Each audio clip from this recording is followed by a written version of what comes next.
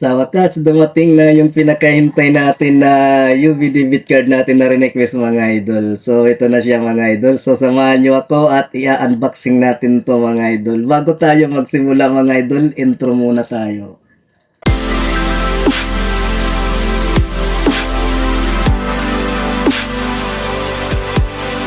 Magandang araw na naman po sa ating lahat mga idol. Welcome back to Bones TV channel. So, masama yung pagkaramdam ko mga idol. So, yung pag-uusapan natin ngayon about dito mga idol sa request kong UV debit card mga idol. So, ito na siya, dumating na siya mga idol. Ayan. Ninja Van yung nag-deliver nito.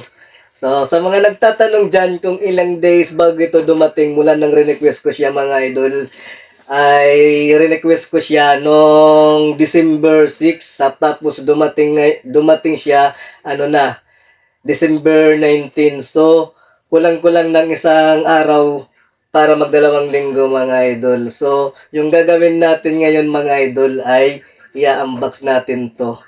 Tapos ituturo ko sa inyo kung paano ito i-activate sa natin sa UB app natin mga idol, sa UB account natin. So, samahan nyo ako para malaman niyo kung paano ito i-activate mga idol. So, bago natin ito buksan mga idol, ulitin ko, kung bago ka pa lang dito sa channel ko, huwag po natin kalimutan na i-hit po ang like at paki-hit na rin ang share at paki-hit na rin ang subscribe button at paki-hit na rin ang notification bell para maging updated ka pa sa mga susunod pa nating gagawing videos. So, kung tapos na ninyong gawin yan mga idol, so, buksan na natin to.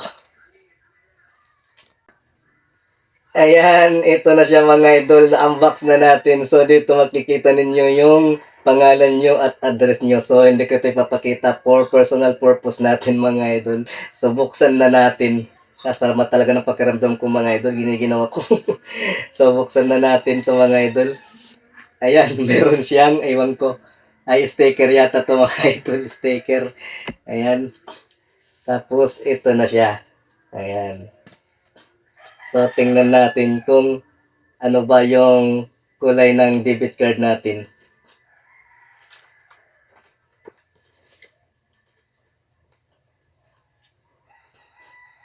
So, andito siya mga idol. Ayan ko lang, i-cover ko lang yung yung number niya for personal purposes only. Ito na siya mga idol. Ayan. Ayan, 'di ba? So tanggalin natin para makita ninyo.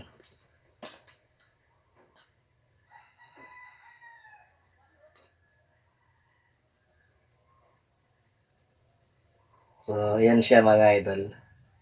So, ayan yung request nating UV debit card mga idol. So, yung gagawin natin mga idol ay ituturo ko sa inyo kung paano ito i-activate kasi hindi pa ito naka-activate eh. Ituturo ko sa inyo kung paano ito i-activate sa UB app natin mga idol o sa UB account natin. So, yung gagawin natin mga idol ay magla-login lang tayo sa UB account natin mga idol sa UB app. So, hindi ko na ito papatagalin mga idol para hindi na masumaba yung videos natin. Punta na tayo doon. Unang gawin natin ay mag-login lang tayo sa UB app natin mga idol. So yung sa akin naka-login na to. So wag pala kayo dito mag-activate mga idol dito sa activate card mga idol dahil hindi kayo diyan makakapag-activate mga idol. So yung gagawin niyo mga idol, punta kayo dito sa dashboard ninyo mga idol sa may gilid ng pangalan ninyo. Pakipindot lang yan mga idol. Pindutin natin yan. Pagkatapos mga idol, pakipindot lang itong please activate your card. Ayan, pakipindot yan mga idol itong please activate your card. Pagkatapos dito sa 16-digit card number mga idol, ilagay natin yung 16-digit number ng UB card natin mga idol na makikita natin. Ito siya mga idol, ito yung 16-digit number. So, ilagay natin dito mga idol. Pagkatapos ninyong ilagay yung 16-digit card number ninyo mga idol, proceed naman tayo dito sa expiry date mga idol. Makikita din ito ninyo mga idol dun sa sa card ninyo mga idol, sa UB card ninyo. Ito siya mga idol, ayan. So, pakilagay mga idol. Pagkatapos ninyong ilagay yung expiry date ng card ninyo, proceed naman tayo dito sa birth date. So, ilagay lang natin yung birth date natin dito. Pakilagay lang. Pagkatapos ninyo ilagay yung birth date ninyo, pakiclick na itong activate. Itong activate, pakiclick. Pagkatapos dito makatanggap tayo ng one-time password sa number natin. So ilagay lang natin dito. So ayan, card activated. So ibig sabihin mga idol, successful, naka-activate na yung card natin mga idol. So balik na lang tayo doon sa dashboard natin. Pakiclick itong back to dashboard. So ayan, nandito na tayo sa dashboard natin. Pakipindot lang uli ito. Ito, ayan, sa gilid ng pangalan natin ito. Pakipindot lang yan mga idol dahil magsisit pa tayo ng 6-digit PIN code ng card natin mga idol. So pakipindot ito mga idol. Pagkatapos, pindutin lang natin itong card setting. Pakipindot yan.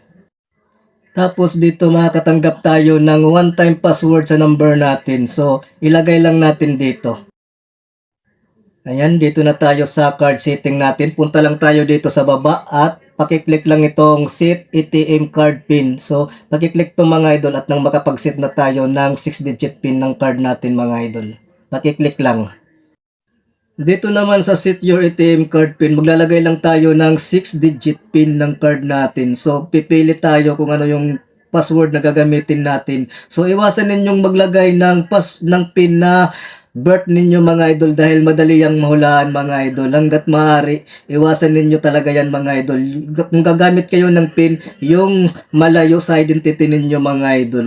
So kung maaari mga idol, isulat lang ninyo sa papel at nang hindi ninyo makalimutan. So pakilagay lang natin dito yung 6-digit pin natin. Pagkatapos ninyong ilagay yung 6-digit pin ninyo mga idol, i-re-enter lang natin to mga idol.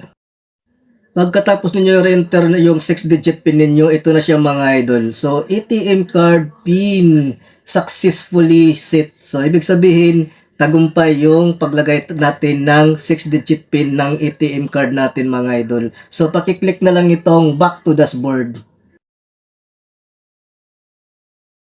Yun lang mga idol, bago tayo magtapos dito sa videos natin for today mga idol, ulitin ko, kung bago ka pa lang dito sa channel ko, wag po nating kalimutan na i-hit po ang like at pakihit na rin ang share at pakihit na rin ang subscribe button at pakihit na rin ang notification bell para maging updated pa kayo sa mga susunod pa nating videos.